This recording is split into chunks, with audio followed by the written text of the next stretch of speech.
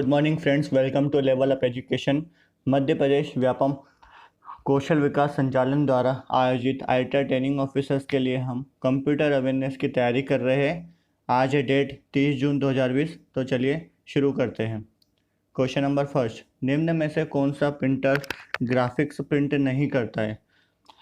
सबसे पहले आप ये इमेज देखिए, इसमें लिखा हुआ है क्लासिफिकेशन ऑफ प्रिंटर दो तरीके से, impact printer, non impact printer. Impact printer कौन कौन से है? डेजीविल एंड डॉट मैट्रिक्स। और नॉन इम्पैक्ट प्रिंटर कौन सा है? इंकजेट, थर्मल और लेज़र प्रिंटर। अब आप यहाँ पे देखिए, सबकी इमेजेस देखे रखी हुई है। डेजीविल कैसे दिखता है, डॉट मैट्रिक्स कैसे दिखता है, इंकजेट कैसे दिखता है, थर्मल कैसा होगा और लेज़र कैसे दिखेगा। अब हम आते हैं हमारे ऑप्शन पे। ऑप्शन है इसका इंकजेट, डेजीविल, लेज़र और डॉट मैट्रिक्स। तो हमारा जो आंसर है वो है डेजीविल प्रिंटर। डेजीविल प्रिंटर एक्चुअली हमारे टाइपराइटर्स में यूज़ होते हैं और एक तरह का ये इम्पैक्ट प्रिंटर है। नेक्स्ट क्वेश्चन, मैनेट में किस टोपोलॉजी का उपयोग होता है? अब हम बात करते हैं मैनेट की। तो मैनेट का मतलब क्या होता है? MANET stand for mobile ad hoc network. A MANET is a type of ad hoc network that can be changes location and configure itself on the fly. Because MANETs are mobile, they use wireless connection to connect to various networks. अब हम इसके एक pick देखते हैं। अब आप एक pick देखिए, इस पिक में आपको एक तरह की टोपोलॉजी नज़र आ रही होगी। अब हम हमारे ऑप्शंस देखते हैं। हमारे ऑप्शन है star topology, ring topology, mesh topology और बस टोपोलॉजी। तो अभी आपने जो इमेज देखी है उस इमेज से हम पता लगा सकते हैं। तो इसका आंसर है सी, मेश टोपोलॉजी। तो जो मैनेट नेटवर्क है वो एक तरह का मेश टोपोलॉजी यूज़ होता है। नेक्स्ट क्वेश्चन, MS एक्सेल में 2010 में चयनित सेल पर आउटलाइन बॉर्डर बनाने के लिए किस शॉर्टकट की का यूज़ किया जाएगा? तो इसका जो आंसर रहेगा वो रहेगा आपका आंसर सी, कंट्रोल शिफ्ट और एंड। जब भी आप अपनी एक्सेल शीट खोलेंगे और एक्सेल शीट में आपको जब भी आउटर बॉर्डर लाइन बनानी रहेगी तो आप कंट्रोल शिफ्ट और एंड प्रेस करेंगे तो आउटर बॉर्डर लाइन जरूर बन जाएगी। नेक्स्ट क्वेश्चन, पेजिंग की अवधारणा किससे संबंधित है? अब देखिए, पेजिंग की हम जब बात करते हैं तो हमें पेजिंग के कॉन्सेप्ट के बारे में पता होना चाहिए। हमारे पास 4 ऑप्शन दिए हुए हैं: virtual memory, memory location, deadlock prevention, memory management scheme. हमें पहले पता होना चाहिए कि मेमोरी एलोकेशन टेक्निक कौन कौन सी है। तो अब ये पिक देखिए, इस पिक में आपको मेमोरी एलोकेशन टेक्निक दिख रही है: contiguous storage allocation and non contiguous storage allocation. Contiguous storage allocation में है सिंगल पार्टीशन एलोकेशन और multiple partition allocation. Non contiguous में आता है पेजिंग और सेगमेंटेशन। अब हम मल्टीपल पार्टीशन में बात करते हैं तो फिक्स्ड साइज आता है और दूसरा आता है वेरिएबल साइज। अब यहाँ पे आपको ये ध्यान रखना है, क्वेश्चन ने पूछा है कि पेजिंग की कॉन्सेप्ट किससे संबंधित है।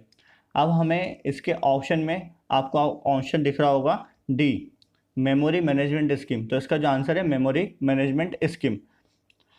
ठीक है, अब इसमें हम एक चीज़ और जानते हैं कि इसमें मेमोरी मैनेजमेंट स्कीम्स में और कौन कौन सी चीज़ें आती है। जैसे ये पिक आप देखिए, process address space, static versus dynamic loading, static versus dynamic linking, swapping, memory allocation, fragmentation, paging and segmentation. तो आपका जो आंसर है वो है D, memory management scheme. Next question, कौन से प्रोग्राम और कौन से लैंग्वेज के द्वारा 3D में वेब पेज बना सकते हैं? देखिए, इसका जो आंसर है वो आंसर है B, VRML, it is virtual reality modelling language. अब VRML है क्या? VRML is a graphic file format used by virtual reality modeling language. VRML files are used for 3D dimension, primarily on web pages. These files contain information regarding the graphics of site such as sound, animation, lighting and object. तो इसके अंदर क्या क्या involvement रहता है? Site, such as sound, animation रहता है, lighting रहती है और ऑब्जेक्ट रहता है। अभी आप ये जो पिक देख रहे हैं ये एक तरह की 3D इमेज है। तो VRML के थ्रू हम क्या कर सकते हैं, वेब पेज पर 3D में कुछ भी हम डिज़ाइन कर सकते हैं। इसमें एक चीज़ और है, अब हम VRML की बात करते हैं तो VRML कब डेवलप हुआ था, कौन से ईयर में, तो ये हुआ था 1994 में। इसका वर्जन था VRML 1.0। The first version of VRML was developed between 1994 and 1995. The need of three-dimensional equivalent of HTML was established as the first international conference on the World Wide Web in spring of 1994. It was here that the name VRML, originally Virtual Reality Markup Language, was first coined.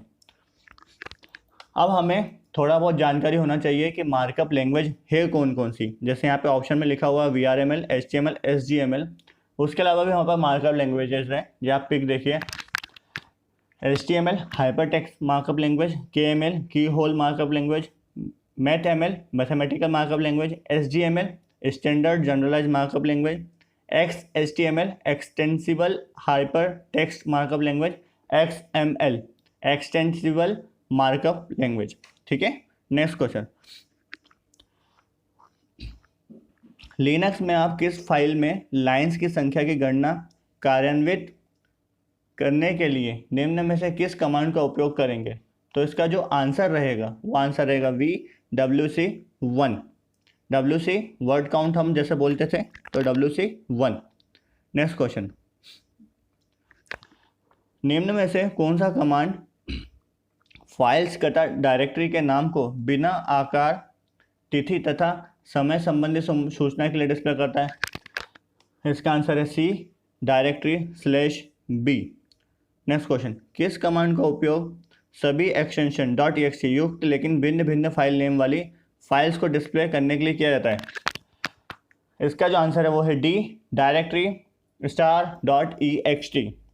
Next question, निम्न में से कौन सा command आपको Cisco router पर telnet password बनाने की सुविधा प्रदान करता है? इस तरीके के क्वेश्चंस बहुत इंपॉर्टेंट पढ़ने हैं आपको। अगर आप टॉपिक निकालते हैं और कुछ पढ़ते हैं तो आप इस तरीके के क्वेश्चंस देखिए। इस तरीके के क्वेश्चन बहुत कन्फ्यूज़न वाले रहते हैं। ठीक है, अब क्वेश्चन पूछा है कि सिस्को राउटर पर टेलनेट पासवर्ड बनाने की सुविधा प्रदान कौन करता है? तो इसका आंसर है C line VTY04। Next question, वह कौन सा कमांड है जो सिस्टम डेट को प्राप्त करने के लिए MS-DOS Unix command line interface में प्रयुक्त होता है? तो इसका आंसर है C det। Next question, HTML5 में वह कौन सा टैग होता है जिसका उपयोग यूट्यूब वीडियो प्ले करने के लिए किया जाता है? तो हाइपर टेक्स्ट मार्कअप लैंग्वेज अभी हमने ऊपर पढ़ा थोड़ा उसके बारे में। तो इसमें जो आंसर है वो है A /iframe/iframe। Next question, data management system के स्ट्रक्चर क्वेरी लैंग्वेज में निम्न में से कौन सी कमांड डाटा डेफिनेशन लैंग्वेज नहीं है? तो इसका जो आंसर है वो है D select। नेक्स्ट क्वेश्चन, अब ये क्वेश्चन देखिए प्रोटोकॉल से रिलेटेड है। मैंने आपको पहले ही बोला है प्रोटोकॉल से रिलेटेड आपको अगर कुछ भी पढ़ना है तो आपको पूरे डिटेल में पढ़ना पड़ेगा, क्योंकि वहाँ से कुछ भी क्वेश्चन बन सकते हैं। जैसे ये क्वेश्चन है, वह कौन सा प्रोटोकॉल है जिसका उपयोग सर्वर से फाइल डाउनलोड करने के लिए किया जाता है? अब हमने पढ़ी हुई है 7 layers, application, presentation, session, transport, network, data link and physical layer. अब हमें पता होना चाहिए कि किस लेयर पे कौन सा प्रोटोकॉल स्टैंडर्ड वर्किंग काम करता है। ठीक है, अब जैसा क्वेश्चन है कि किस प्रोटोकॉल पर सर्वर से उपयोग डाउनलोड करने के लिए किया जाता है फाइल को, तो इसका जो आंसर है वो है A file transfer protocol. File transfer protocol आपके OSR लेयर के एप्लीकेशन लेयर पर वर्क करता है। ठीक है, तो इस तरीके के बाकी के लेयर्स भी आपको याद करनी पड़ेगी और बाकी के लेयर्स भी आपको पढ़नी पड़ेगी। नेक्स्ट क्वेश्चन, निम्न में से क्या कोर ऑपरेटिंग सिस्टम कंपोनेंट नहीं है? अब आप बताइए इसमें से कौन सा कोर ऑपरेटिंग सिस्टम नहीं है? तो इसका जो आंसर है वो है D database management. Next question, file system को उस तरीके के रूप में समझा जा सकता है जिस तरीके से फाइल डिस्क पर व्यवस्थित होती है। निम्न में से क्या फाइल सिस्टम का स्पेसिफिकेशन नहीं है? तो इसमें से हम बात कर सकते हैं NTFS, MFS, ISO 9660 और ISO 27000, तो इसका आंसर है डी, ISO 27000। ये एक तरह का स्पेसिफिकेशन नहीं है। नेक्स्ट क्वेश्चन, HTTP सर्विस के द्वारा किस पोर्ट का उपयोग किया जाता है? पहले आप ये पिक देखिए, इसमें service name and transport protocol port name registry दे के रखी हुई है। इस तरीके के क्वेश्चंस बहुत बार पूछे गए हैं, ठीक है, जो कि आप लोग पढ़ते नहीं है। अब इसमें से जैसे क्वेश्चन क्या है कि HTTP सर्विस के द्वारा किस पोर्ट का उपयोग किया जाता है, तो इसका जो आंसर है वो है B80। अब देखिए, service name, port number, transport protocol देके रखे हुए। तो ट्रांसपोर्ट प्रोटोकॉल में हमें पहले बोला सर्विस नेम, तो सर्विस नेम था HTTP, तो इसका जो आंसर था पोर्ट नेम वो क्या था 80। लेकिन ट्रांसपोर्ट प्रोटोकॉल कौन सा यूज़ हो रहा है हमारा? SCTP। SCTP होता क्या है? SCTP is a reliable transport protocol operating on top of connection length packet network such as IP and support data transfer across the network in a single IP और multiple IP cases. SCTP can transport signaling message to and from signaling system SS7 for 3G mobile network. तो आप समझ गए हैं, एक तरह से 3G mobile network के लिए यूज़ होता है। अगर हम इसके बाकी के पोर्ट के बारे में जानते हैं, जैसे HTTP management 280 port number, HTTP management 280 port number, HTTPS 443, तो इसके जो ट्रांसपोर्ट प्रोटोकॉल से यूज़ हो रहे हैं, जैसे वो हो रहे हैं TCP, UDP and TCP, transport control protocol and user datagram protocol. Next question, निम्न में से क्या वर्ड प्रोसेसिंग सॉफ्टवेयर नहीं है? निम्न में से क्या वर्ड प्रोसेसिंग सॉफ्टवेयर है? तो word perfect, easy word, MS word. तो इसका जो आंसर है वो है डी, उपरोक्त सभी, ठीक है। नेक्स्ट क्वेश्चन, क्लाइंट के साथ मेल एक्सेस तब आरंभ होता है जब प्रयोक्ता को देश से ईमेल डाउनलोड करने की आवश्यकता होती है। तो इसका जो आंसर रहेगा वो क्या रहेगा? C, mail box. Next question, MS power point में निम्न में से किसका उपयोग स्लाइड बैकग्राउंड के रूप में किया जाता है?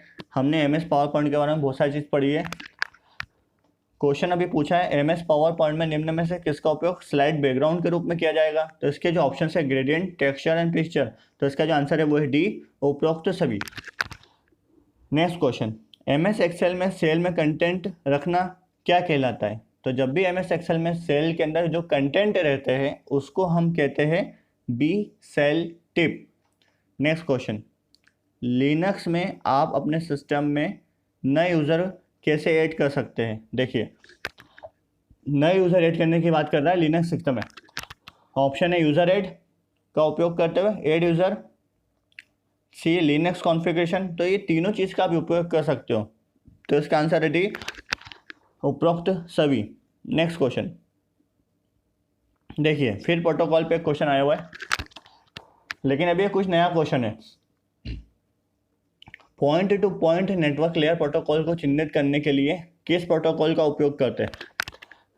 देखिए, चार चीज़ देखे रखिए ऑप्शन में, NCP network control protocol, ISDN integrated service digital network, SDLC high level data link control and LCP link control protocol. अब हमें ये जानना है कि point two point network layer protocol चिन्हित करने के लिए किस प्रोटोकॉल का उपयोग किया जाता है?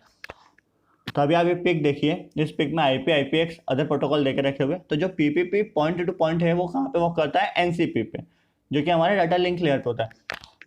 तो इसका जो सही आंसर है वो है ए, नेटवर्क कंट्रोल प्रोटोकॉल, ठीक है। समझ में आ रहा होगा, मेरे को ऐसा लगता है आपको, कि हमको थोड़ा बहुत इमेज के बारे में भी ध्यान रखना है और क्वेश्चन के बारे में भी ध्यान रखना है। Next question, HTML angular DIV element है, क्या है ये? तो इसका आंसर है सी, ब्लॉक लेवल एलिमेंट, ठीक है।